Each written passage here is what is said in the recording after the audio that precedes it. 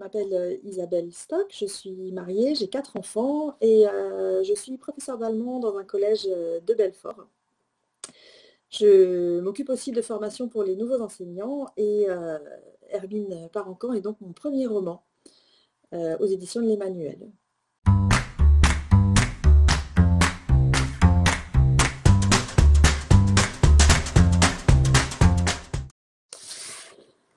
Alors, l'idée de Hermine Parencan date de 2007 à peu près, l'année où ma fille est rentrée chez les Louvettes à la Clairière, ma fille aînée.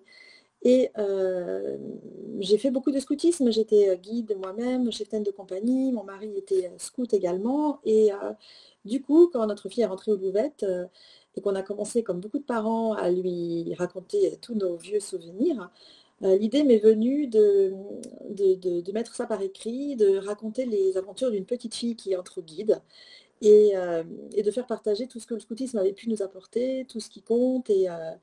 Et du coup, voilà, donc cette idée, j'ai écrit ce livre pendant l'été 2007, enfin un premier jet en tout cas. Et ensuite, le livre est parti dans les cartons entre la vie de famille, les activités des enfants, la vie professionnelle, familiale.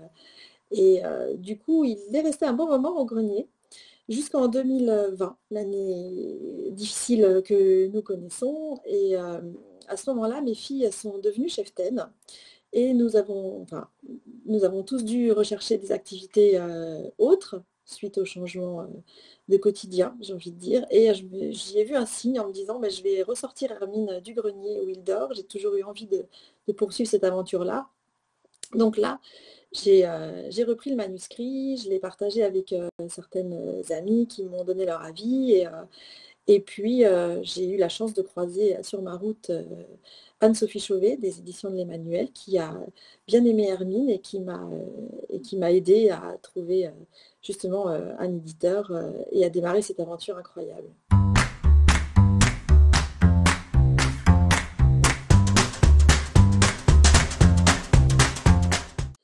C'est donc une série qui démarre intitulée Les filles du koala.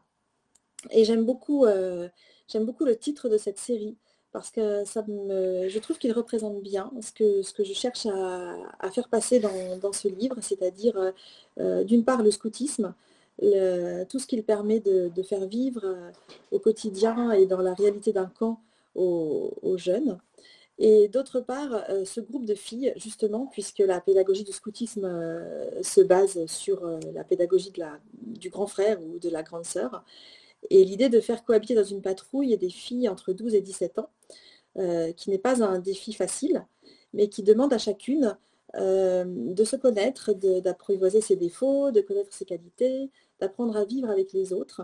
Et j'aimerais bien, dans chaque roman, faire en sorte que chaque lectrice, enfin chaque petit lecteur, puisse retrouver dans les différentes personnalités des filles des signes, des aides à grandir, à vivre d'autres choses.